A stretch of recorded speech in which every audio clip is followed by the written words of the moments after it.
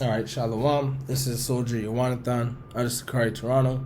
And actually, first and foremost, we're going to say HALAL, YAHAWAH, BAHSHAM, YAHWASHI, which is all praises to the Most High Yahawah, in the name of His Son, YAHWASHI, who the world ignorantly calls Jesus Christ, right?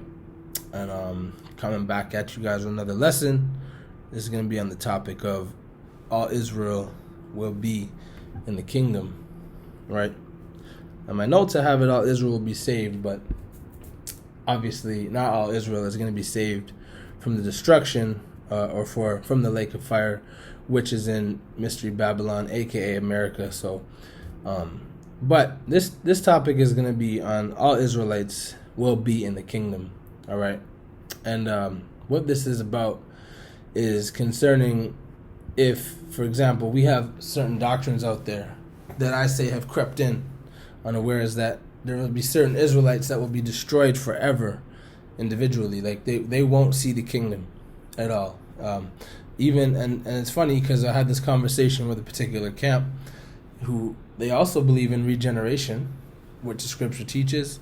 And, they made the statement that, there's going to be heathen in the kingdom, but not the wicked of our people, the least, as we call them, the least in the kingdom, who succumbed to the mark of the beast and the ways of Babylon, etc., had to die in that nuclear thermal missiles, right?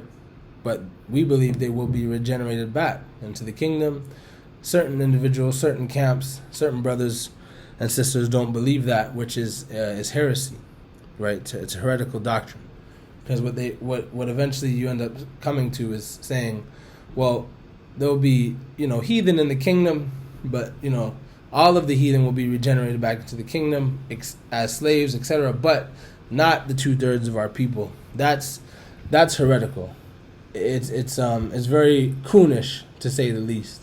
All right, so let's get into some scriptures on that.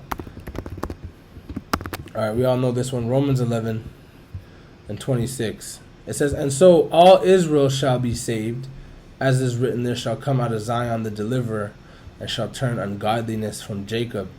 So all Israel shall be saved, or shall be delivered. Now the reason why he's wording it like this is because in Romans 11, as some of you know, the context is about the wild olive tree, the grafted in tree, etc. So the culmination, the summation of all of it is verse 26. So he's basically saying, for regarding everything I've written, here's the end. All Israel will be saved. All Israel will be in the kingdom. That's what he's saying. This isn't talking about individual tribes or certain tribes only. You can't go with that. You know what I mean? Because where's Dan? Right? We can't go with that logic. This is dealing with all Israelites in general will be in the kingdom that was promised to them. Right? But that's not the only one. There's plenty of the scriptures. Let's get into it. Actually, before I move on, let me get verse 31 and 32. It says, even so have these also now not believed, that through your mercy they may also obtain mercy. For God has concluded them all in unbelief. Look at that he might have mercy upon them all, man. Come on. Look at that. That's right there, plain and simple. For God has concluded them all in unbelief, that he might have mercy upon them all. Because why? This is the promise. And just to combat the silly arguments that we may come across. Oh, you're saying you can you can break the commandments and just be given a free ticket. Listen, the wicked of our people, they're gonna go through hell. They're gonna experience that lake of fire. They're gonna experience the worst pain and suffering when those missiles hit. It's not that they escape judgment. Everybody gets their judgment. That's not the case. We all believe that here. None of us have the inclination to go and say, forsake these commandments. Forget about it. We're all going to be in the kingdom anyway. I could turn that right around on you people and say, so you're telling me there's going to be wicked heathen that, were wicked in their past life, enslaved us, slave masters, and now they get to come back in the kingdom and just be there as slaves? How do they even get to be present? How is that fair? I could turn that right back on you. So let's not play these games. Let's just be straight with the scriptures. Okay, so let's move on. Let's go to Isaiah 45. Now, without, interpolating and extrapolating anything into the text, it says what it says, right? Isaiah 45:25. In the Lord shall all the seed of Israel be justified and shall glory. Now you can, eisegete the text, right? Extrapolate on it, whatever. Put your interpretation into it. But if you just read what it says what it says. And it says, all the seed of Israel shall be justified and shall glory. Just like we read previously in Romans 11, that God has concluded them all in unbelief, yet he has now justified them. Or, as it says, he has now obtained mercy for them. Right? So all the seed of Israel shall be justified. This is not, tribes, or, this is not about the remarriaging of the northern kingdom and bringing the two houses back together. This isn't talking about that.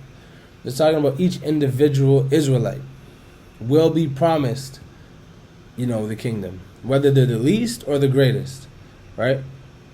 Because, believe it or not, when you say the statement, so they're not going to get any punishment, we have all of the wicked Israelites, including some of us today who are righteous and are walking in the statutes in our past lives. We've all been through hell. We've all broken the commandments and had to face judgment for it. But when you understand, and when you have a working knowledge of the scripture, as I like to say, and you understand regeneration, we have to understand that's what's going to happen. There's no other way. You can't have it just doesn't work. You can't have wicked heathen being regenerated forever and ever in the new heavens and the new earth, but not our own people that were wicked. When you have a working knowledge of the scriptures, you'll understand. I pray Yahawah opens anyone's eyes doesn't see this, but you'll understand that, okay, this makes sense, right? I like personally, the Most High opened my eyes to this before I had all these precepts to back it up. I mean, I had that one Romans, and that was it. And as my knowledge of this grew, I'm like, oh wow. But the Most High showed me this, through the Spirit a long time ago before I had all this knowledge of it. I was like, yeah, that for some reason that makes sense. And before I was fully persuaded, because, I didn't have too much evidence to back it up, I studied it and found further evidence, further precepts, etc. on this topic. So all praises to the Most High. But this doctrine, it's important. It's important. So again, all the seed of Israel shall be justified. Let's get another one. Hebrews 8. We're going to go to verse 11. This is heavy. Right? It says, Hebrews 8 and 11.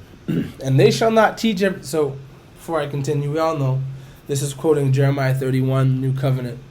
It says, and they shall not teach every man his neighbor and every man his brother, saying, know the Lord, for all shall know me, from the least to the greatest. So look at that, from the least to the greatest. We know Christ said in Matthew 5:19, there will be least in the kingdom of heaven. Right? Those are the ones that what? Taught against the commandments. We're going to get that later. Actually, we're going to get that after this.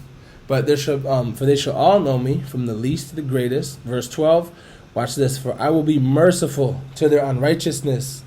Well, didn't we read that in Romans 11 and 30 and 31? Right? For I will be merciful to their unrighteousness, and their sins and their iniquities will I remember no more. And this is, and that saith the new covenant. This is, the context of this is when we are in the new covenant. And look what he's saying when we are in the new covenant. He's saying, from the least of them to the greatest of them, I will be merciful to their unrighteousness. Meaning, there's going to be people in the kingdom who were not part of the elect. They were not righteous. They forsook the ways of the Most High, and they cleaved to Babylon and got burnt up in the missiles, man. But what does it say? He's going to be merciful to that. And he's not going to remember their sins no more. Right? The text says what it says. Can't add to it. All right, let's get Matthew 5. Right, Matthew chapter 5 and verse 19. Whosoever therefore shall break one of these least commandments and shall teach men so, he shall be called the least in the kingdom of heaven. Now we all know, nobody here is going to deny. Who are the wicked of our people? What does that look like? What do they do? We all know it's breaking the commandments of God. It says, whosoever there shall break one of these least commandments and shall teach men so, he shall be called the least in the kingdom of heaven. But whosoever shall do and teach them shall be called great in the kingdom of heaven. Notice, both these groups are in the kingdom of heaven. This is red letter. These are the words of YAHAWASHI. You can't fight this, man. You can't fight the prophecy in Isaiah. You can't fight Paul. You can't fight YAHAWASHI. You can't fight them saying this. Both of these groups are going to be in the kingdom of heaven. Breaking the commandments, that's a sin. Then you know, like, come on. We know, what it means for our people to be wicked. We've already been through all this, breaking the commandments. But what did he say about the ones that break the commandments? They'll be least in the kingdom of heaven. Very straight up, right? Let's get another one. We're gonna get the last one on this topic. 2nd Esdras 14, verse 35. Oh, I forgot. It's a blue letter. Hold up. King James Apocrypha. Alright, King James with the Apocrypha. So let's go to the book of 2nd Esdras, chapter 14, and verse 35. Right? And it reads, For after death shall the judgment come, when we shall live again, and then shall the names of the righteous be manifest, and the works of the ungodly shall be declared. See that?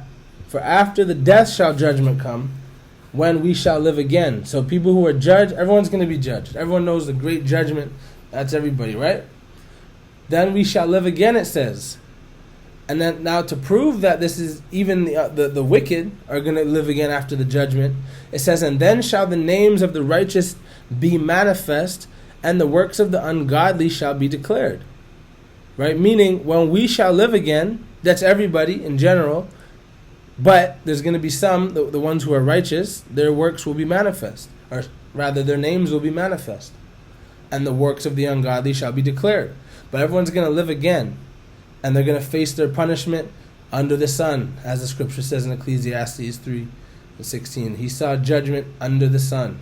Everyone's going to get their judgment. We're not saying wicked Israelites are going to go unpunished, but punishment biblically is not being destroyed or just eternally dying forever, or your soul continuously burning in some magical fire that stays alive. Come on. The Bible isn't about that stuff, man. Let's drop this Christianity nonsense. All right? So, again, that's a quick lesson on this topic of all Israel will be in the kingdom. And again, it's very important to understand. No, it is not any kind of license to sin on our people. It's just what the prophecies say, right? The illusion of free will anyway is what gets some people tripped up. The Most High, He's in control of all this stuff, right? Let's just get a precept to back that up.